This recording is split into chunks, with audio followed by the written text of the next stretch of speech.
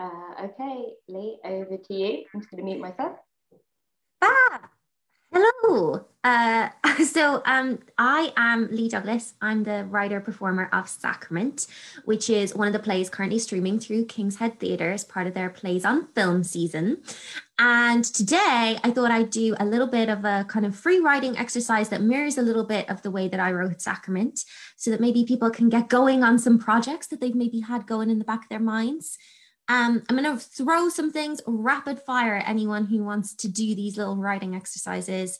There's no need to write full sentences. There's no need for anything to make sense to anyone but yourself. The most important thing is that you can come back to this in a day or a week or a month and you'll still know what you mean. So first of all, pick an issue that gets you fired up. So like it emotionally engages you. Obviously, you know, for some people, something like climate change really does emotionally fire them up. For other people, climate change is just something that they think they should care about. So not something you feel you should really care about, but something that genuinely you emotionally engage with.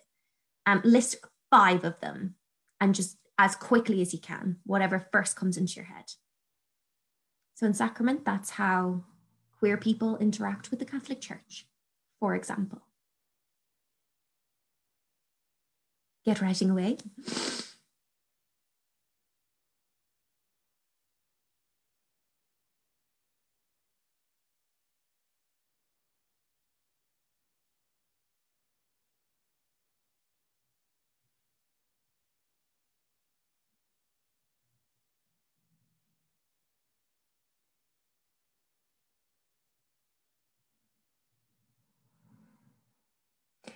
For anyone joining late, if anyone's just logging on, we're just making a list of 5 issues that emotionally engage you. Just jot them down really, really quickly. Whatever first springs to mind that really kind of gets you going. Obviously, the more trivial of an issue, the more you're leaning towards a kind of comedy. The more serious of an issue, the more you're leaning towards drama. But I would argue that in a drama, I always like to have a few laughs, and in a comedy, I always like to have some heart to it. So I'll give you 1 more minute.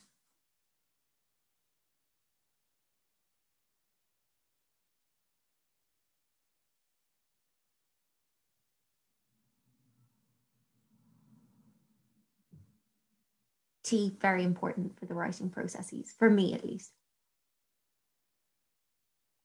I'm always highly caffeinated when writing.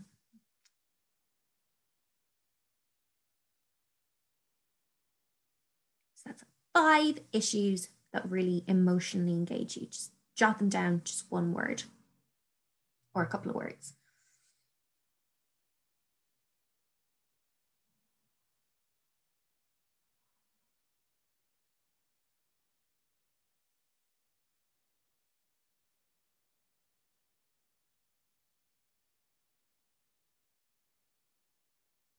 Sometimes you can kind of surprise yourself with the things that you genuinely emotionally engage with. They might not be necessarily the first things that come to mind. Fab. Now, hopefully you have a list of at least a couple of issues that you really engage with as an individual. So now I want you to pick one of them. And there's not to say you've got a little bit of a bank now, hopefully, of a couple of different issues that you really engage with. So you can always come back to the other ones in your list and follow this process if you decide that you're not into whatever you've kind of started working towards. But for now, we're just going to pick one of those issues that really emotionally engages you. You have a strong emotional reaction to, whatever it might be. And it's important you have a strong emotional connection to it, because that's what's going to keep you invested in writing a play. Because, I mean, some people, I've heard like Noel Coward wrote his plays in a week or something. That's never been true for me. It's always been a very extended process. So you need to be passionate about it to make sure that you kind of follow through and keep going with the project. So pick one of those issues. And now I want you to imagine a character who would be affected by that issue in a specific way. Now, that might be the stereotypical person who we imagine to be we imagine to be affected by that issue, or it might be that you as an individual have a specific insight into a very particular type of person who maybe most of us wouldn't imagine would be affected by that issue. But you have a specific insight as a writer that you know that there's this specific type of person that maybe doesn't get heard a lot who's affected by this specific issue. So if anyone's joining us a couple of minutes late, we're just thinking about an issue that really affects us and a character who's affected by that issue in a specific way. Okay, and now we're going to think about how that character might be politically positioned in the world. So that is not necessarily to do with like what political party they support or politics in that kind of strict official sense. Although it can be, you know, it might be that being a Labour Party voter or a Green Party voter is a really important kind of identifying factor about that character. But we're going to think about like political positioning more broadly. So think about the character who you're kind of picturing in your mind's eye. Hopefully you kind of have a little visual image in your head of who that character might be, or a couple of facets, but we're just going to work through a little methodically about who this character who's affected by your issue that you really care about and who they might be. So I think it's important to say that they don't need to share this character who's going to be your protagonist or your leading character doesn't necessarily need to have all of the factors that you share, right? So, but it is important to keep in mind that if you're writing for someone who's slightly differently politically positioned to you, the further they are from you, the more research you're going to need to do before you start writing that. And the harder it's going to be. So, you know, they don't have to share every aspect of what you do as a person in terms of how you're politically positioned in the world.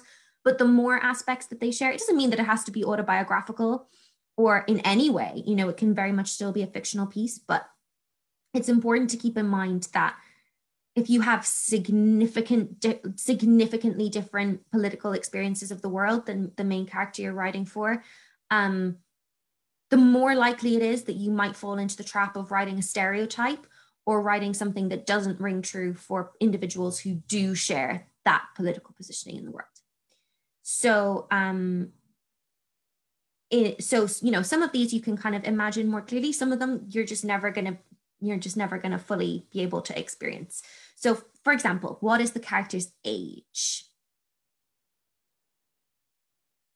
So obviously, I, as a person in my late 20s, I can probably write for someone who's a character who's 15 better than I can write for a character who's 75. I'm sure my granny might have a few notes for me if I tried to write for a character who was in her 80s. But so your lead character, what is their age? What is their ethnicity?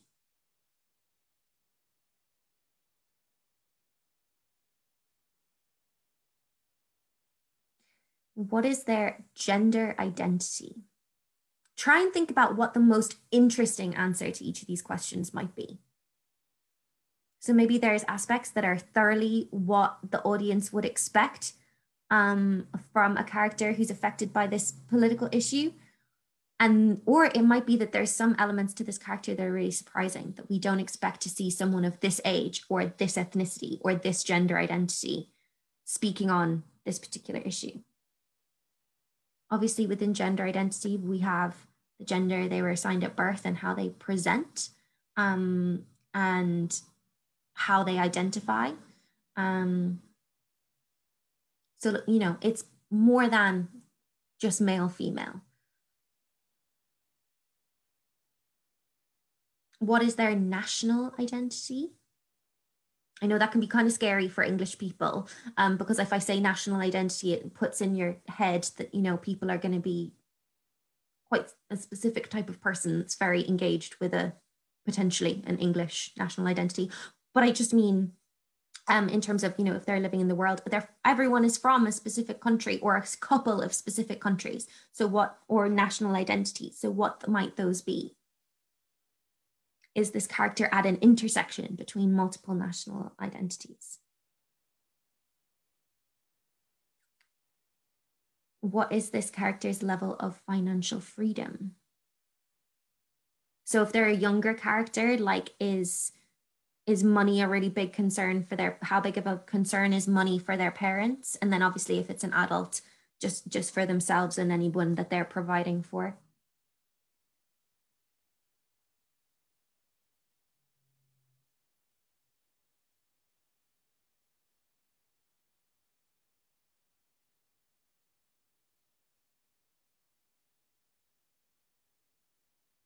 So in Sacrament, for example, I'm writing for a character who's kind of growing up, coming up to into university. And I'm writing for someone who shares my ethnicity, shares my gender identity, shares my national identity. To a certain extent, I'm actually half English, which the character is not. And I grew up partly in the States, which the character did not. So I'm only engaging with one aspect of what my, as a person, national identity is. And just because I share a lot of those traits with the character, it doesn't mean that the character is me, because the character is in a whole load of fictional situations that I haven't necessarily been in. So don't worry if it's, if you're sharing a lot of these characteristics with the character you're writing for. It doesn't mean that you need to write something autobiographical. It just means that, you're speaking from a really authored place in terms of being able to really connect with that identity.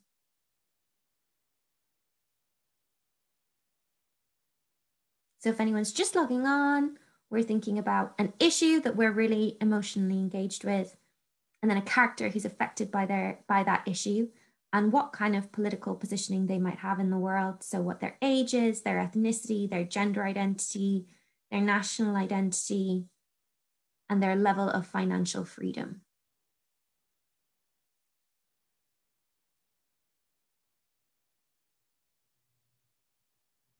Okay, now I'm going to move on to a slightly bigger question. So this is where you're going to be a little bit more tempted to write down big sentences.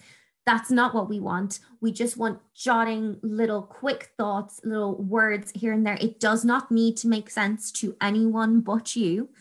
But we're going to think about two big events related to the issue that we're looking at, which might impact our main character. So something that might happen to them that impacts how they relate to this specific issue that we're writing about.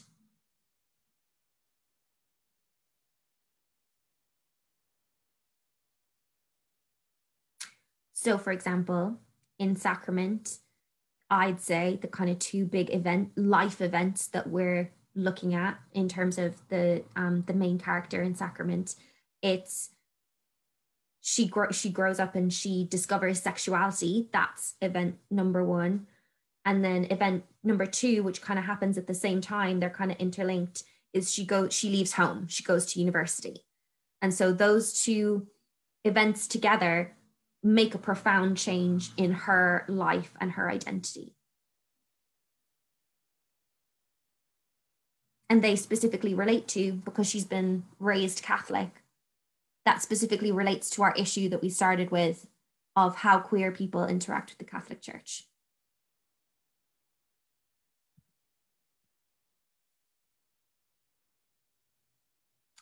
So what are two big things that could happen to your character, or that your character could choose to do, that will fundamentally change or impact how they relate to this issue?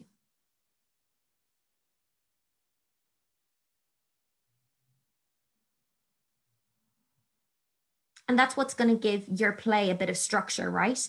So Simon Stevens, I went to a writing workshop with him one time, and he does like a very methodical, like post-it note for every scene in each of his plays. And that's just not how my brain works. So also, if this what I'm doing now is not how your brain works, like don't, try to bend yourself into shapes to try and do this. This is only if this is a kind of helpful sparking point for you. But for me, if I think about just a couple of big events that are going to happen, I know then that if I know those two big events are what I'm kind of working towards, I know then I have a rough structure for what I'm writing. and I can be a little bit more free and a little bit more kind of stream of consciousness, which is kind of tends to be a little bit more how I write, like just splurting things out on the page in a first draft. As long as I know that I have these kind of points, that I'm these kind of set moments of change, then I know that whatever I'm writing is ultimately going to have an arc and have a structure.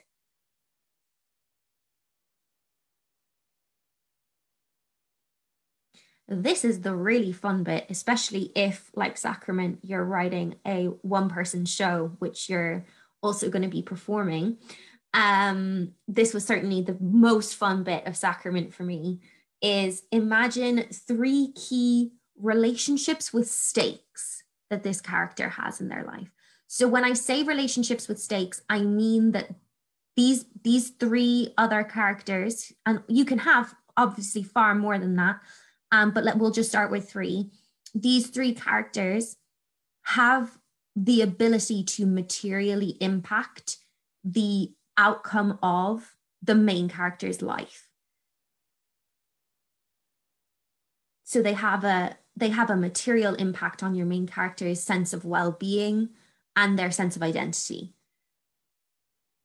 And just pick the 3 that are most interesting to you. And if you're having trouble kind of deciding, come back to your issue, because that's kind of your thesis, right? Like your organizing principle is, if there's something in this show, it needs to be in some way speaking to or related to your issue that you started with. So these 3 characters, it could be a parental figure. And when I'm talking about family relationships, I don't necessarily mean that it has to be a blood relationship. It's just someone who fulfills this role in that person's life. So a parental figure, whether that's their blood parent or just someone who fulfills that role, a sibling, a romantic interest or partner, an employer, a best friend, a child,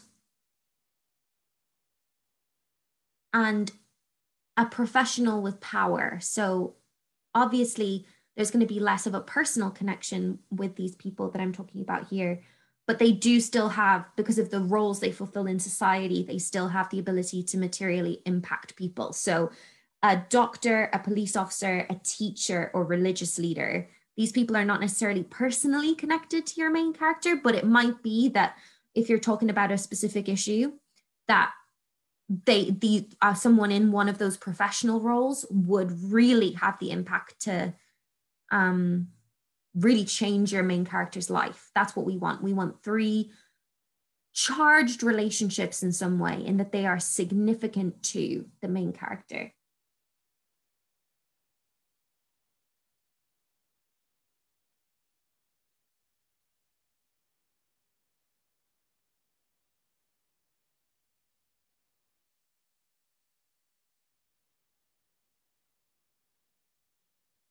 So in Sacrament, for example, we have 2 religious leaders. We've got a nun and a priest who very much kind of represent the Catholic Church in how they impact the main character. We have 2 romantic interests who kind of share that role at different points. Right, which makes sense because we're talking about religion and we're talking about sexuality. So it makes sense that it's the religious leaders in the character's life and the romantic interests in the character's life. They're kind of 2 of the biggest categories here that could have the most impact on the main character. And then the parental figures, I would say, in the character in Sacrament specifically, are very important. The dad, but also the aunties, they kind of very much share the parental figure role. But for the moment, just think about one person that fulfills each of those categories. You can always build out from there, so you populate your world a bit further.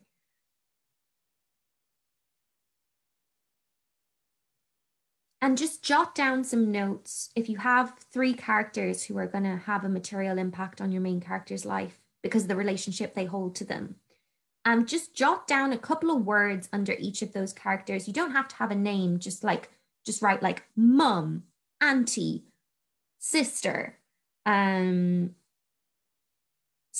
daughter, child, just like headline words. Just jot down underneath that some of where those characters are positioned politically, and pay particular attention to where they might be different from your main character. So obviously if you have a parent as one of them that you're using,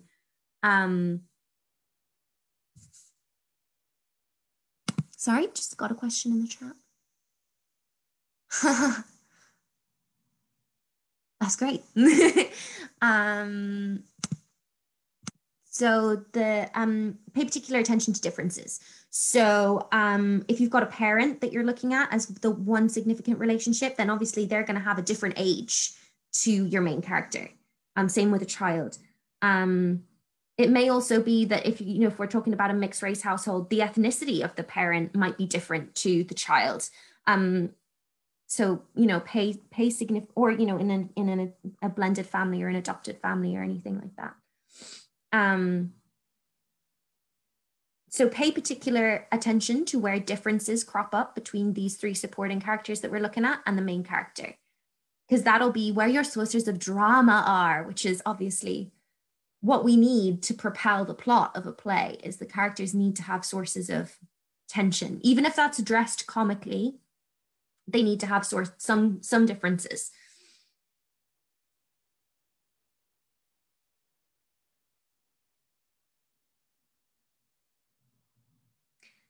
And again, specifically, if we're looking at this as a one-person show, or even if you're looking at it more generally, it can be really helpful to, especially for supporting characters, think about if you picture that character in your mind's eye, just like what first comes into your head, if you can see that character doing a gesture of some kind that really represents who that person is, just jot that down as well. So for example, in Sacrament, we have one of the aunties is just at all times, just like jiggling a baby on her hip. And, the play spans like 15 years, but there's just always a baby on her hip. Because, when I was thinking about that character, it really kind of represented her to me. It's just, that lady who's maybe had babies of her own and then is also maybe working as a childminder, and there's just always kind of babies and toddlers around her. So if you can see a really clear image of any of these supporting characters, and a really clear gesture comes to mind, that can kind of be an anchor for that character, jot that down quickly.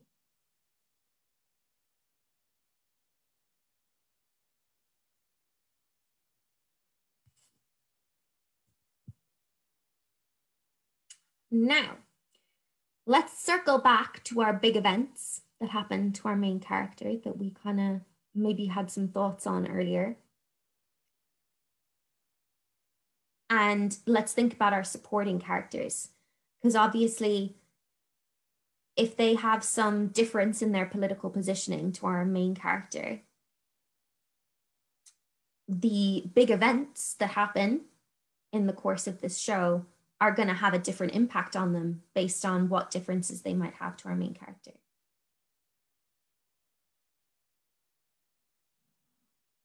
So, for example, if it may be that something happens and there's a gendered disparity in how it impacts people.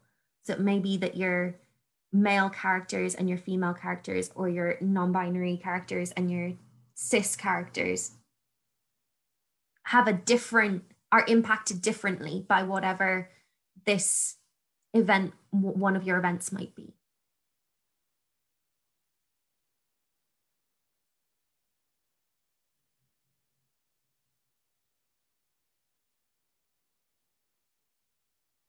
And just jot down some really quick thoughts, just like words on a page, very quickly.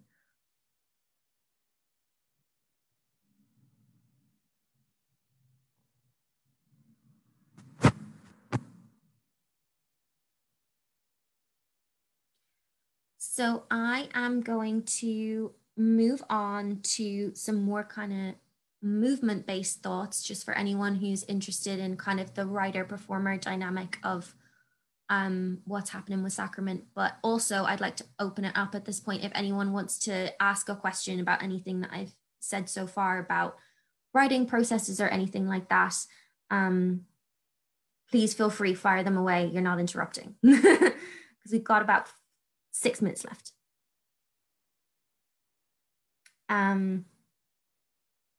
So if we've got kind of 4 characters now. So we've got our main character and our 3 supporting characters who have significant relationships in some way to the main character, and they're all affected based on their different political positionings. They're all affected slightly differently. And those differences might be subtle, like, don't get me wrong, they might not be huge, but they're maybe all slightly impacted differently by this main issue that we're looking at. Or, you know, it can be really interesting to just have a character in there that's not affected by this issue at all. Because that can obviously cause some tension if there's an issue that can have a huge impact on one character and just none at all on another. And in order to differentiate those, in terms of if you're going to be a writer performer for a one-person show, you need to think about how each of these characters moves differently. So unless we have any questions, let's have a quick think. We're just going to jot down some words underneath each of these kind of 4 characters that we're thinking about. So if you had to choose, which of these characters do you think would be more likely to move kind of in straight lines? Maybe has a more direct energy?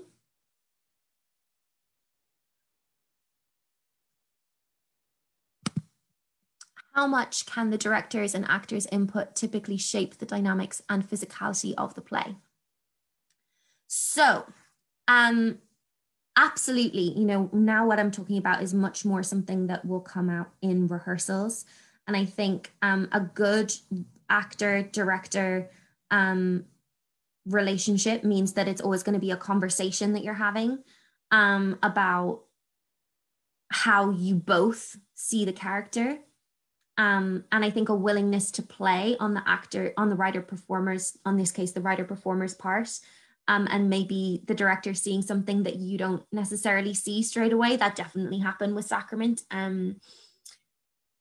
But you can also be a bit sneaky as a writer if you're not going to be performing it yourself, or even if you are and you want to make sure that it, you know, you want to make sure that the character is going to be physically exactly how you imagine it. You can actually write a lot of their physicality into the way they speak. So the lines of dialogue that you're giving them. So if you're imagining a character being super direct and super straightforward, you can literally write that into the way that they speak. And it can be a guide for a director and a guide for maybe actors if you're not going to be performing it yourself. That then means that the characters coming out as you see them being. And also it means that, you know, Woody Allen obviously is a polarizing figure for other reasons, but every character in a Woody Allen film speaks the same. They all have the same speech pattern. Whereas if you kind of think about how you imagine a character physically being, and then you write that into your physical script, the words on the page, whether it might be that they are kind of floaty and a little bit more sustained and there's not a lot of sudden, you can write that into how that character speaks. And that means that you'll have for an actor, you'll have a really clear differentiation and clear tension between the characters if they're quite different. Is it challenging to do a one-woman show? How does it feel being both a writer and actor? I think it's definitely challenging to do a one-person show. I think you need to have a really close and collaborative relationship with your director. And I would also highly recommend, so the way that me and Fiona work together is that she will often kind of be a dramaturg to me before the rehearsal process. So she'll be the kind of the first person that reads a first draft of a script. And then when we'll move into rehearsals, the relationship will shift to actor director. But you really need to respect the creatives that are coming. I think as a writer performer, you feel a lot of ownership over it, but it's really important that you respect what the other creatives in the room are bringing to the piece, because you don't have a very objective view of it if you're writing it and performing it. And everything that other creatives are bringing to the table is only going to add to it. Like in Sacrament, Tim Kelly's lighting design is a completely artistic interpretation. As far as, I mean, I think Tim is phenomenal. A completely artistic interpretation of the show. So you need to, I think the main challenge is you need to let the other creatives also have an artistic voice in what you're doing. So I believe that brings us to 1:30. So I hope that maybe that sparked some little ideas or some little thoughts for a character or overall structure, or some character relationships or dynamics that you might want to explore with some more writing.